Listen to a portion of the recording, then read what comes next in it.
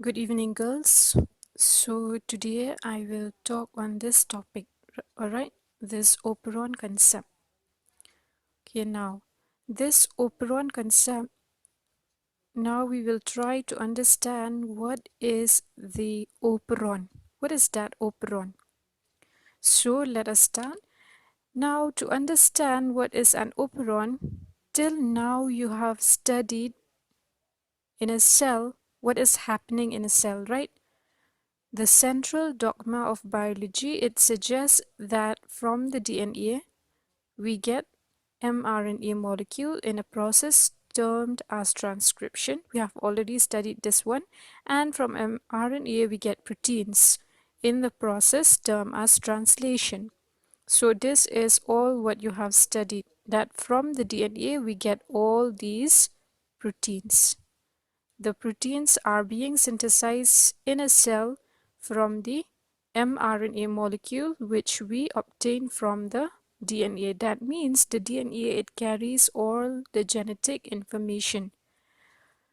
So here, now actually a cell, okay? If a cell is actually to exist and function effectively and efficiently, it must be able to control and regulate. Okay, it must be able to regulate the way that the cell express this genetic information, okay, which is present in the form of DNA. So the cell, it must be able to regulate how the genetic information in the DNA is expressed. So that is termed as gene regulation. Okay, so that means how the cell is how the cell regulates the way the gene is expressed in a cell. So that means the cell, they must be able to control these process, right? To regulate and control the process of transcription. So what do we mean by regulation? How the cell, it will regulate the expression of DNA.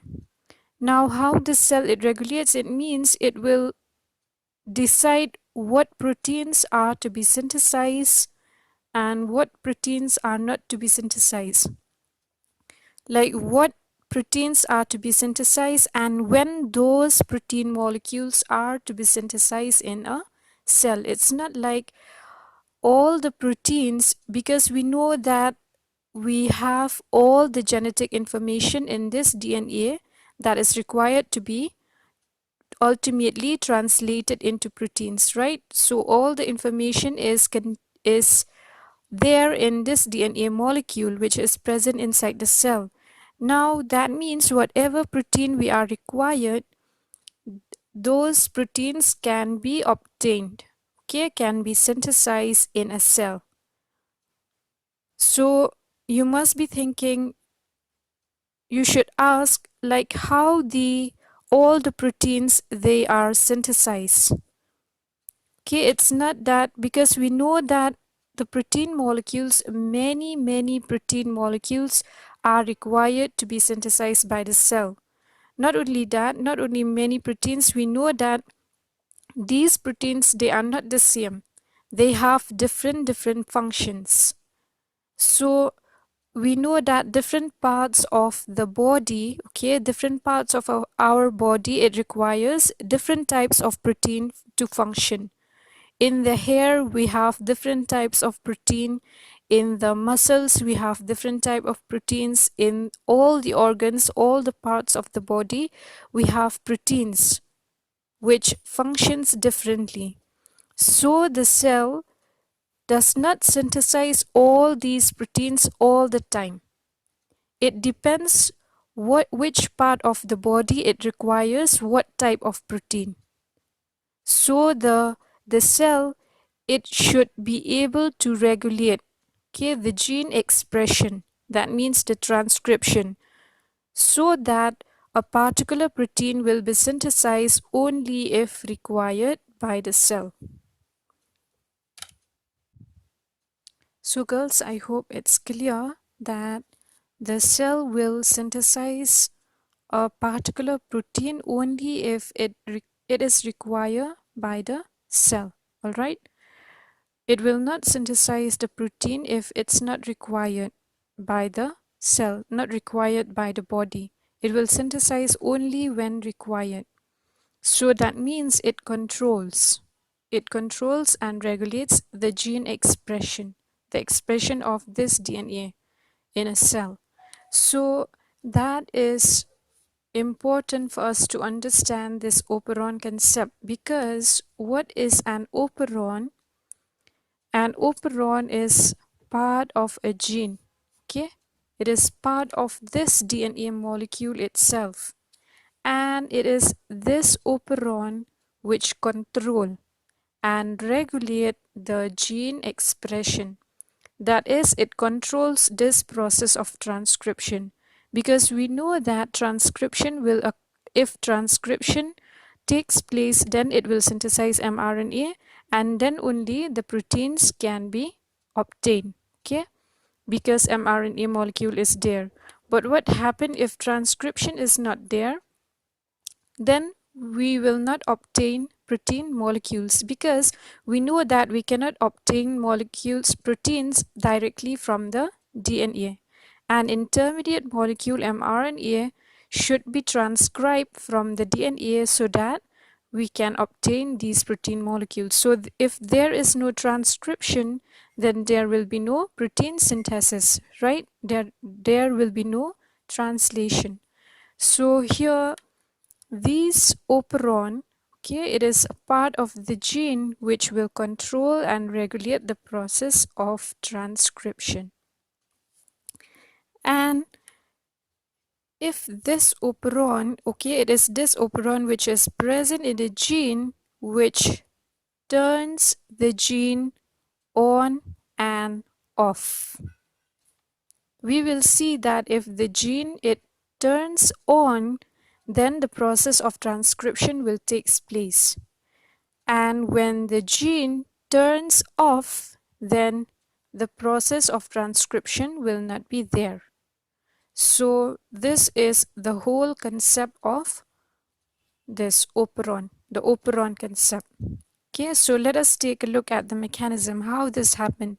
So to understand, because in your syllabus here you have to study about these inducible, okay, and repressible operons. Repressible operons. So for today I will explain on this inducible operon. Let us take a look first at this one. So to understand this inducible operon, let us take a look at the example of Lac Operon.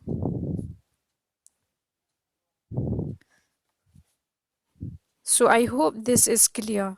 An operon is a gene, okay, which will actually turns the gene, the DNA molecule, on and off. When it turns on, then the transcription will take place, and when it turns off, the transcription will not take place and the protein molecules will not be synthesized.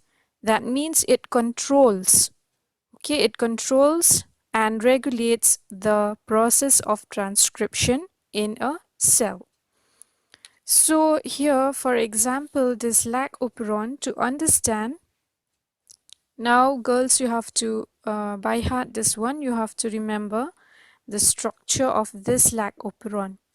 So this Lac Operon, it consists of a promoter, okay, promoter site here we have, then we have the inhibitor site, and we have again the promoter site,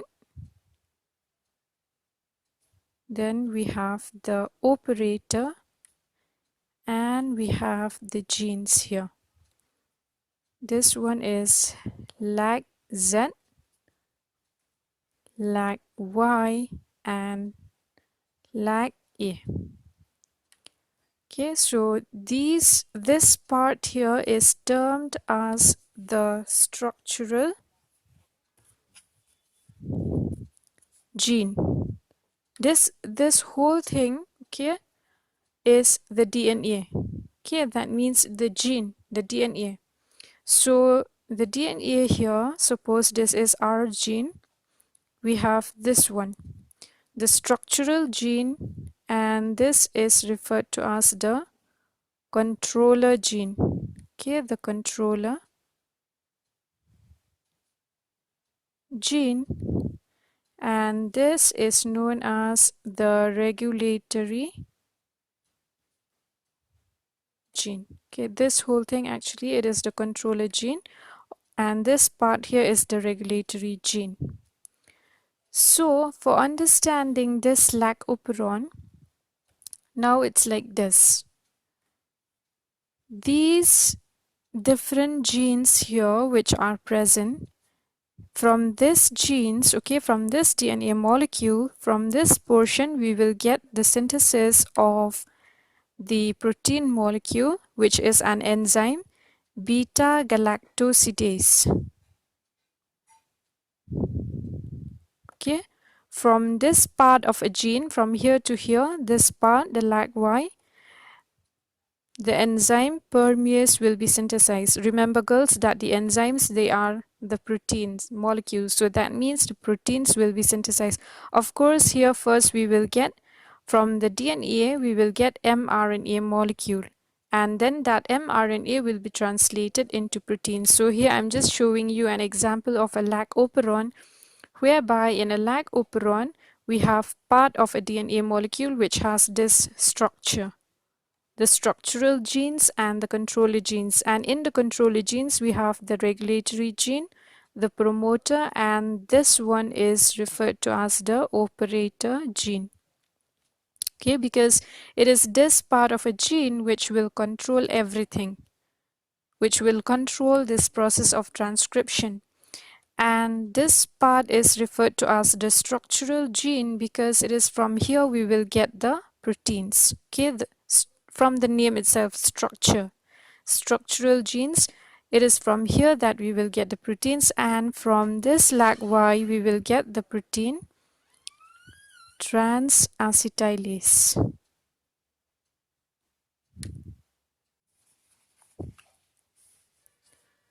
So who proposed this mechanism? Okay, the Operon model. Actually in the year 1961, okay, in the year 1961, there are two French microbiologists, Jacob and Monod. Okay, Jacob and Monod, these two microbiologists, they propose this mechanism, okay, called the Operon model for regulation of gene action in E. coli. Okay, they studied this one in E. coli. Okay, so in E. coli, that means the prokaryotic cell, the bacteria E. coli. So it is these person who proposed this operon concept. Okay, that how the operon will regulate the gene expression, that is the mechanism for the regulation of gene expression in E. coli. Now, like I said, this operon is a part of the genetic material, DNA, and they are of two types, the inducible and the repressible. Now, if we take a look at this first one, the inducible operon is that operon, okay, which normally remains switched off. Just remember this. This inducible operon, it normally remains switched off all the time, all right, in the cell. Now I had shown to you the structure of this operon. Example of operon in E. coli is the Lac Operon.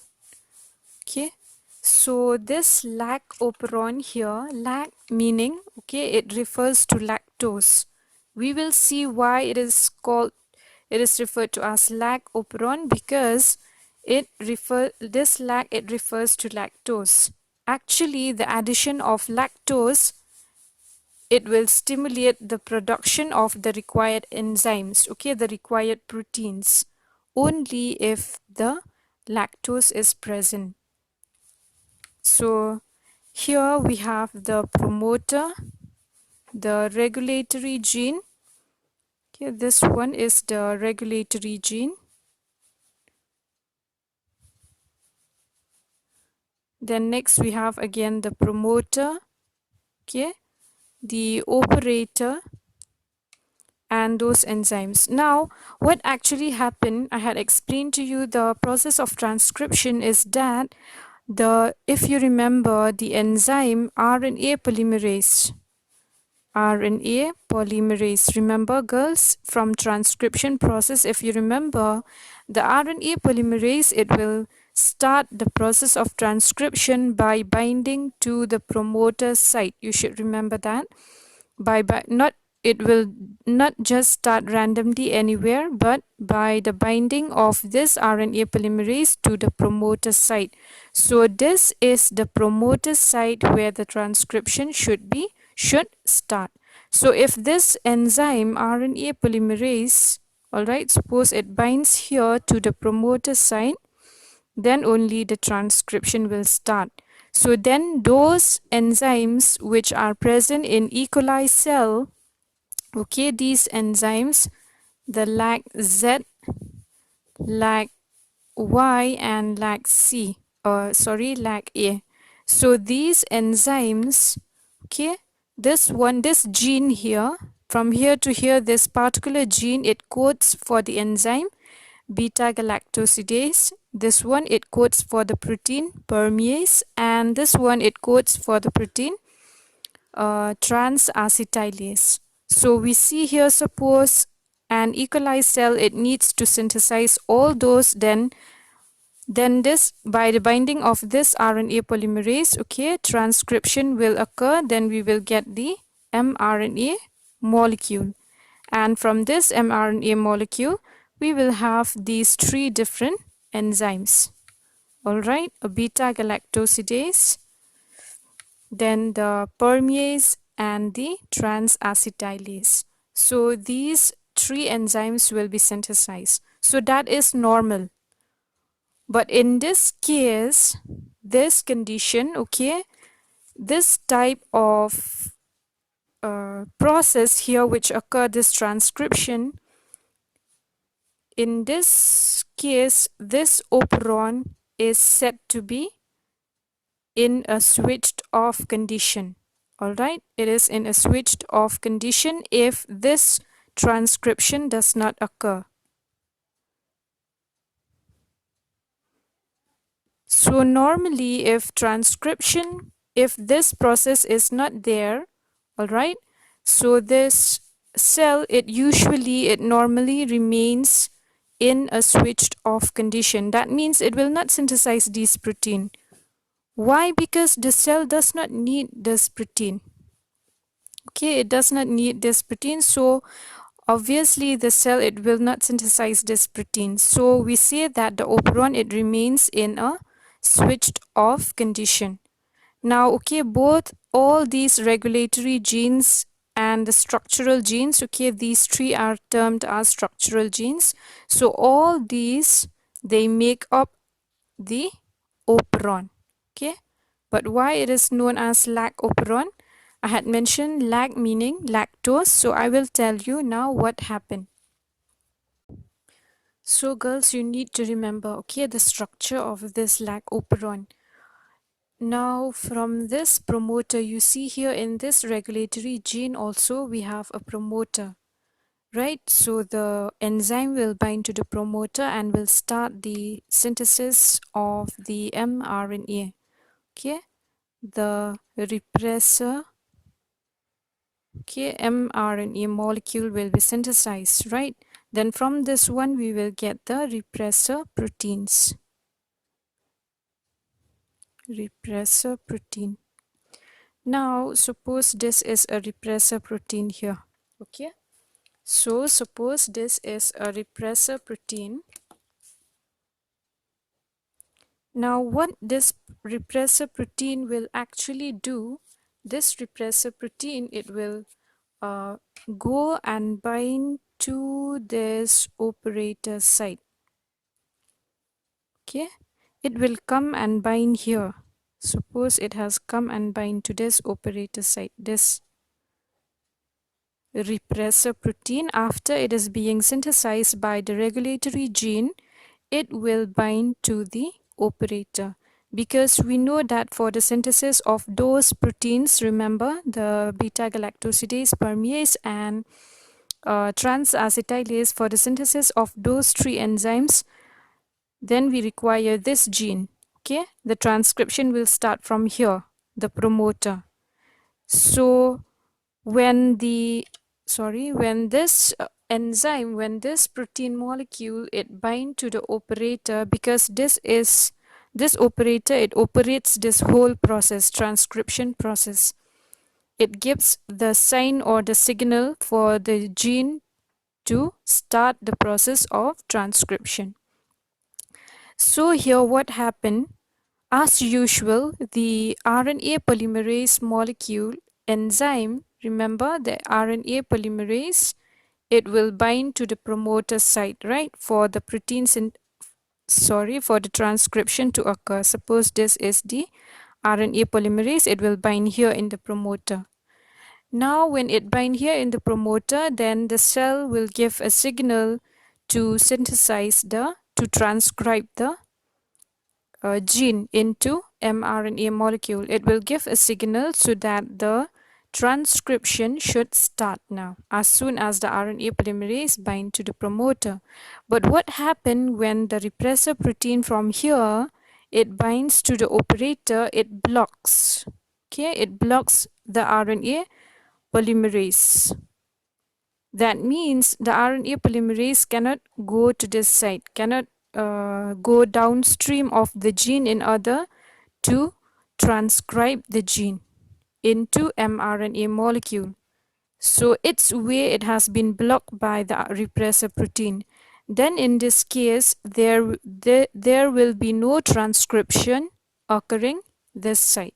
So that this is the normal process which occur in E. coli cell. Okay, suppose this is a culture plate. Okay, we have a medium here. You pour the medium here with nutrients. Suppose here we have the E. coli cells, all right, which grow in this plate. Now in this E. coli cell, suppose here in this medium there is no lactose. Lactose is absent. Okay, lactose is absent. So when there is no lactose, okay, we know that for the growth, the bacteria, they require glucose, okay, for converting into energy. So the E. coli, they require glucose. Now, if the bacteria, they obtain glucose, they will transform that glucose into energy. But what happened? Okay, so in this case, that means this is a regular process which occur in the E. coli cell. It's a normal process. So here we say that the Lac Operon, the inducible operon, okay, it is being induced by this one, right? This gene here, it produces a repressor protein which will bind to this one and induce the gene. Okay, so here we know that an inducible gene, in inducible operon, it is always switched off. Okay, in a normal condition, it is switched off. Now that means the gene is off. So what happened now in this medium if you add lactose? Okay, suppose there are no more nutrients. Okay, there is no more glucose. Now you give lactose. So the E. coli cell, they will start to take up lactose. Okay, so suppose here in E. coli cell, this is a cell of E. coli. Suppose it has taken some amount, some molecules of lactose. Suppose this is lactose. All right, it has entered the bacterial cell.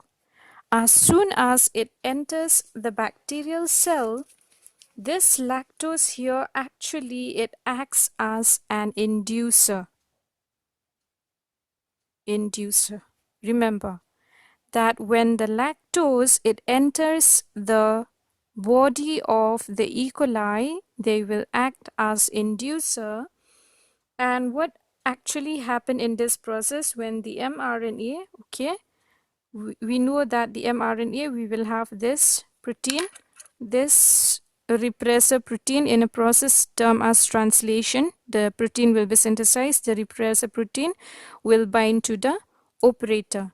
So what happened now when the lactose is present inside the E. coli cell? They will act as inducer and they will bind to this. They will bind to this repressor protein. So that means this inducer plus this repressor protein, they will bind. So here, this inducer will bind to the repressor protein. So when it binds to this repressor protein, it will release this repressor protein from the operator. Okay, this will be released now. It will be released now. We will have here the inducer and the repressor. So this part here, that means now it is free. There is no more repressor protein here because the repressor protein, it has been bind by this inducer, forming a repressor inducible complex. Okay, repressor inducer complex, and it is released now from the operator. So now when the operator is free, then the transcription process can takes place. The RNA molecules which bind here, it can go down this, it can go downstream the gene to proceed with the process of transcription. So now the transcription will takes place. All right, it will give mRNA molecule. Then from this mRNA molecule, we have those three proteins, that is the beta galactosidase, permease, and trans-acetylase.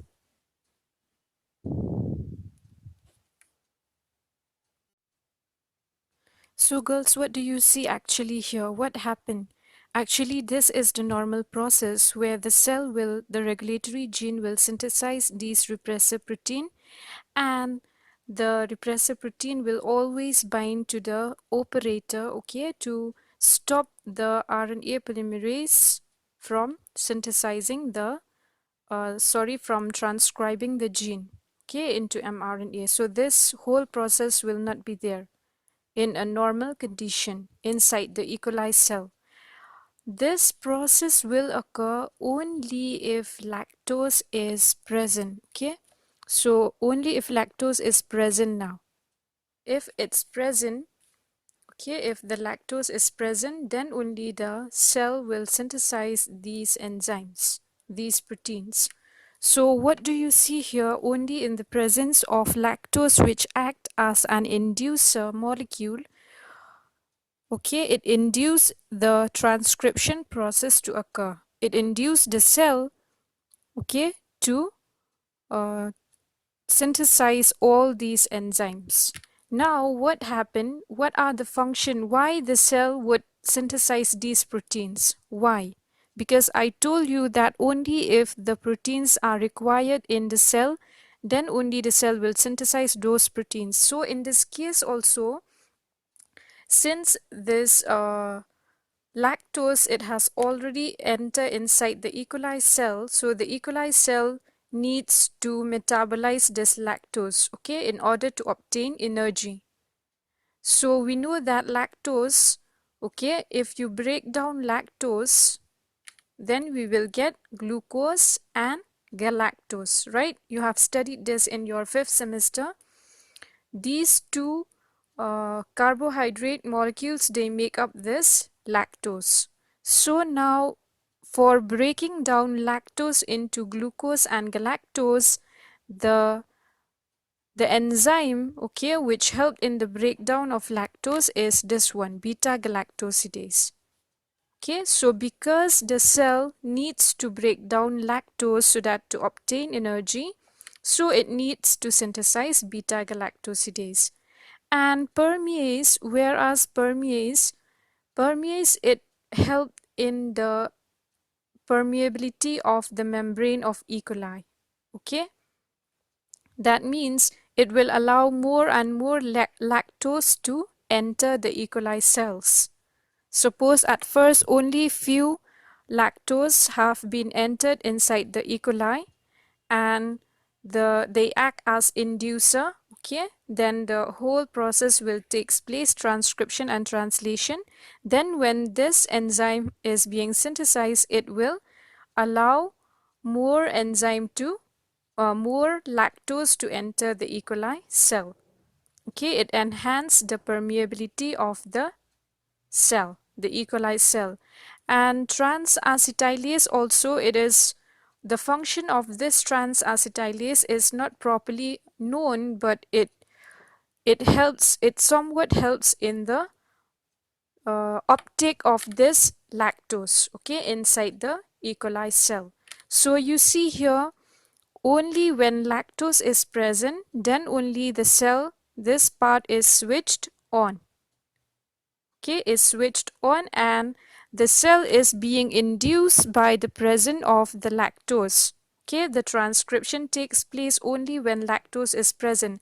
That is why we call lactose here, it acts as an inducer.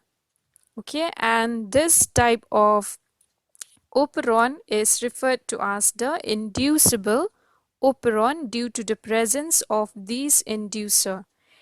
It needs for these inducer to be there in order for the cell to switched on, for the operon to switched on.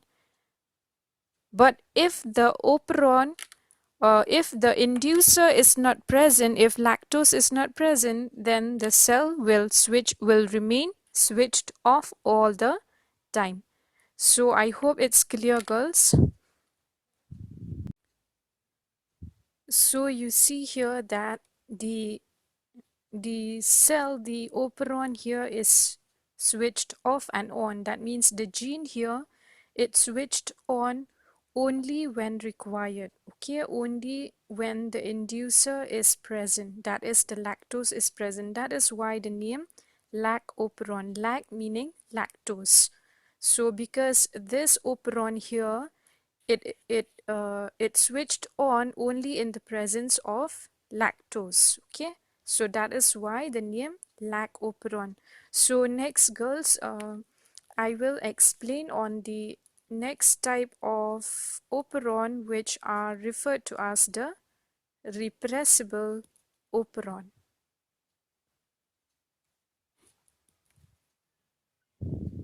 Okay, girls, one more point here just to mention.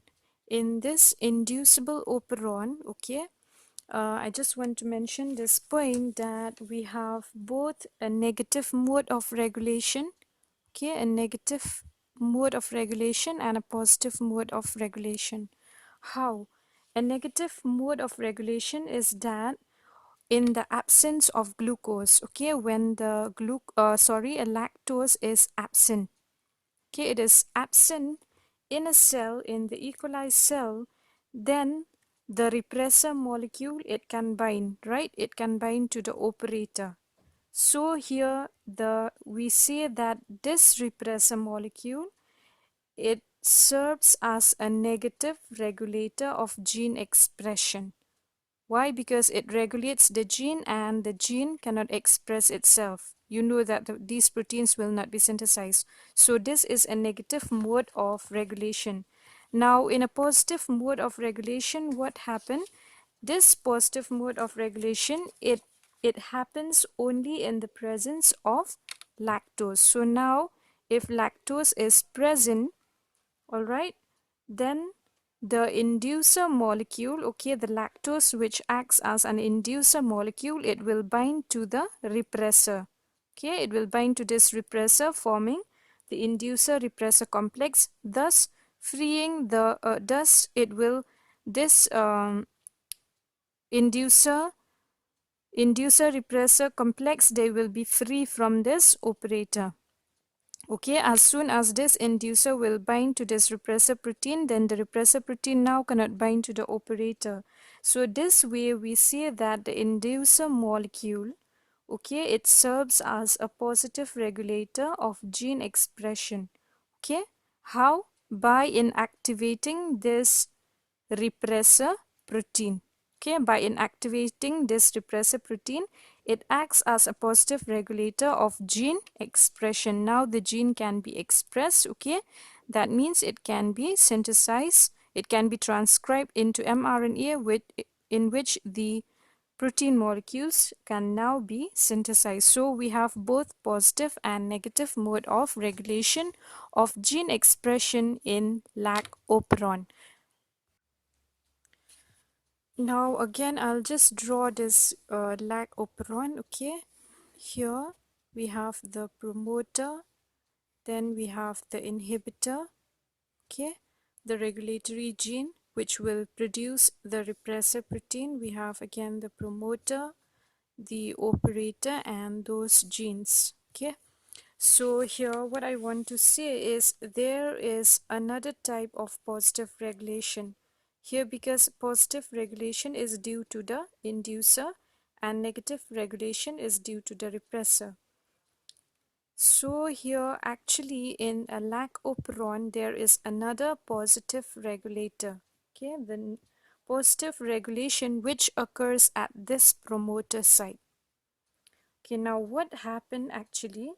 Immediately just in front of this Lac operator of the Lac operator, okay, sequence is the promoter sequence. Just in front of this operator we have the promoter sequence. Okay, this promoter sequence, it contains a recognition site for two proteins.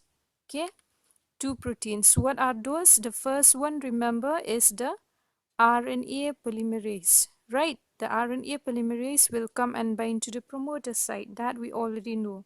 But actually there is another recognition site in the promoter for another protein known as catabolite, okay, catabolite activator protein, catabolite activator protein, or we call in short the CAP protein. Okay, the CAP protein. So here there are two sites for the binding of these two proteins. Now suppose in a medium, okay, where the E. coli cells are present, both lactose, okay, both lactose and glucose are present. Now both lactose and glucose are present in this medium. Now, of course, the cells of E. coli, they will utilize glucose in preference to lactose. Why? Because it is a much simpler molecule. Okay, it's easy to metabolize, okay, and use for converting into energy. Whereas if they use lactose, they will have to produce all these enzymes and in order to metabolize lactose to get glucose, okay, so as to obtain energy. So obviously the E. coli cells, they will utilize first the glucose, okay, in preference to lactose. But just after the depletion of the glucose, suppose now glucose has depleted in the medium, okay, utilization of lactose will start. Then the E. coli cell now will start to utilize lactose. This shows that it indicates that glucose, it interferes with the induction of Lac Operon. Okay, it interferes, meaning if if the glucose is present here in the medium, then the lactose will not, this Lac Operon, it will not synthesize these protein molecules. Okay, but when the lactose now it has depleted, when the glucose it has depleted, then these will start to take up lactose and they will start to synthesize these protein molecules. So it shows or indicate that the glucose, it interferes with the induction of the Lac Operon. So such effect is termed as catabolite, okay, catabolite repression. You have to remember this term, catabolite repression. So why the term catabolite repression? Okay, here now. So here when the E. coli cell starts to use lactose, then it will starts to transcribe the gene into mRNA and start to translate these proteins. So here what happened, actually the attachment of this RNA molecule to the promoter site, right? RNA polymerase should attach here to the promoter site so that the transcription can start. Okay, the transcription of these genes into mRNA can begin. Okay, so here the attachment of this RNA polymerase to the promoter site, it requires the presence of this protein, the catabolite activator protein. And this catabolite activator protein, it should bind with the cyclic AMP. Okay, so this cap protein, it should bind with this cyclic adenosine monophosphate, another molecule here. Okay, so this molecule should bind with CAP protein, the catabolite activator protein. Okay, it will bind, and then when they bind to this promoter site, they will activate this site for the binding of the RNA polymerase. So the attachment of the RNA polymerase to the promoter, it requires the presence of these. Okay, but here, however, the presence of glucose, at first here when the glucose is present, the cyclic AMP molecules, they are low. Okay, so if the glucose concentration level is high at first, then the cyclic AMP molecule, they are low by an unknown mechanism. Okay, so thus due to the diminished levels of this cyclic AMP, the formation of this complex CAMP and CAP is low. Therefore, the binding of the RNA polymerase to DNA promoter, okay, to the DNA and transcription is almost negligible. Okay, so actually transcription is there in the presence of glucose. All these process will takes place, but it is almost negligible. It occurs in a very low rate. Why? Because the cyclic AMP molecule is very low, so these two, because we know that they will bind together, okay, and they will help in the attachment of the RNA polymerase to the promoter. So here, therefore, the binding of the RNA polymerase to DNA promoter and the transcription is almost negligible in the presence of glucose. And in this way, glucose, it interferes with the expression of Lac Operon, okay, by depleting the cyclic AMP levels. Whereas addition of exogenous cyclic AMP from outside is found to initiate the process of transcription. Okay, so if more and more cyclic AMP is there, then this will initiate the process of transcription at a much faster rate. Thus, we see that the presence of this complex, okay, this one, is essential for the transcription of the structural genes Z, Y, and A, okay, for the transcription of this structural genes of Lac Operon. So that is why this acts as a positive regulator of gene expression, and the process is termed as catabolite repression. So we can see here in the low concentration of glucose, if there are more of cyclic AMP molecule, then they will activate the synthesis of these enzymes, right? In the presence of lactose and in the presence of this cyclic AMP. So this also, it acts as a positive regulator of the gene expression.